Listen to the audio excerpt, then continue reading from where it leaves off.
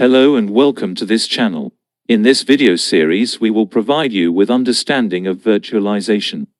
We will walk you through how to install different hypervisors, creating and managing virtual machines as well as installing and testing different operating systems in virtualized environment.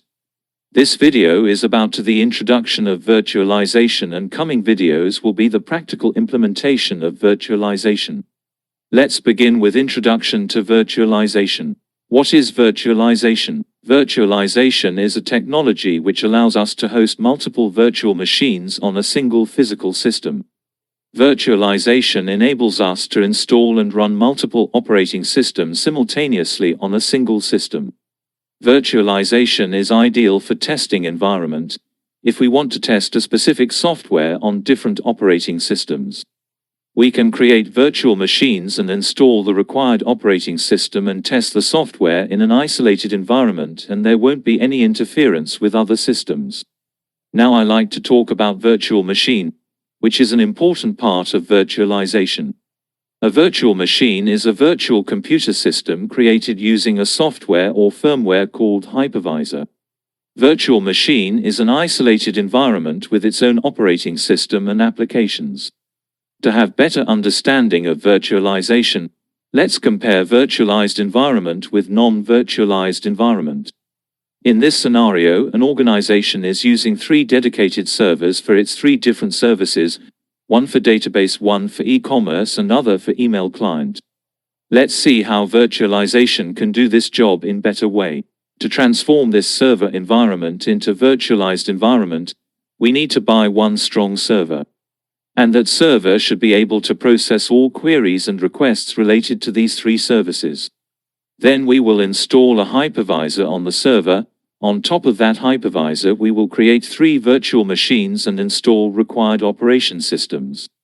One VM can be dedicated to database, one for e-commerce and one for email.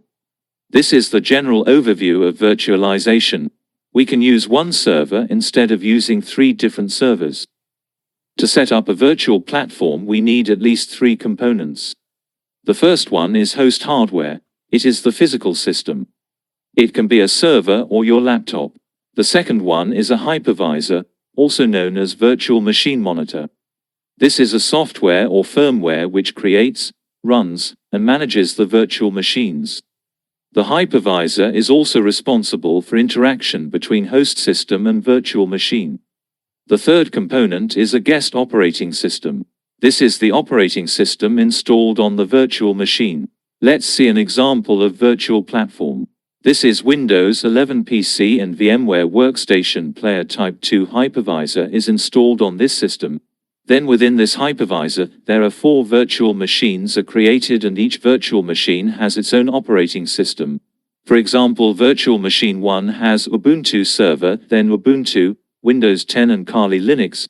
These operating systems called guest operating systems.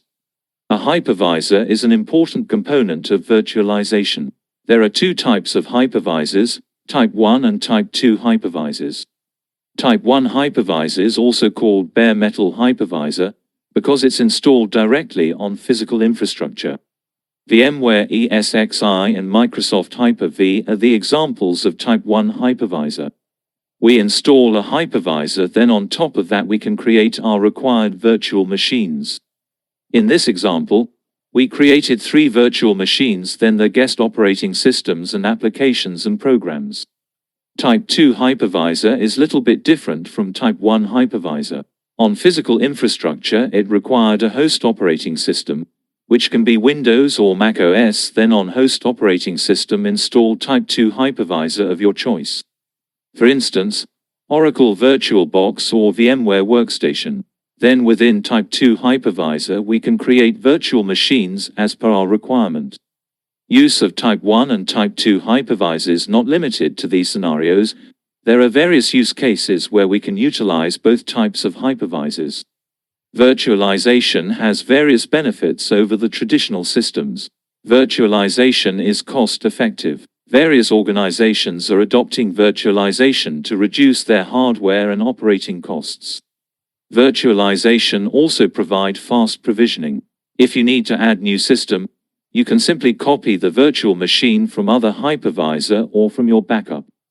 Virtualization offers minimized downtime. In case of a system failure or a disaster, the deployment of virtual machine is easy and quick.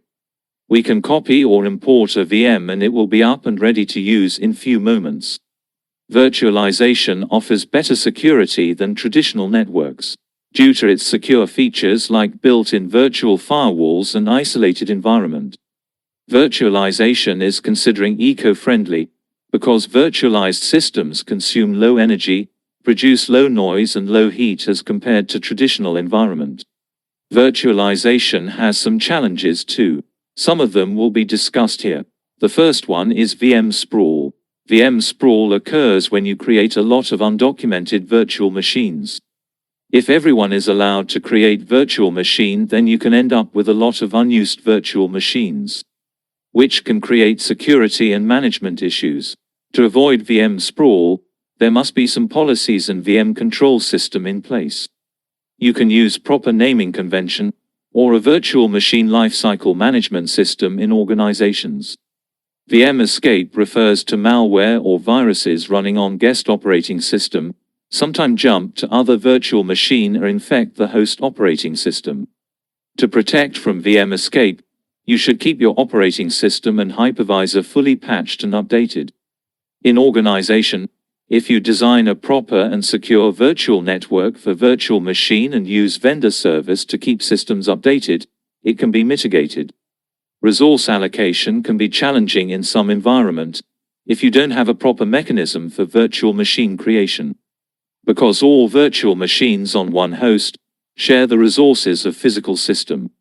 So, resource allocation must be under your hardware limitations and should be documented for future allocation.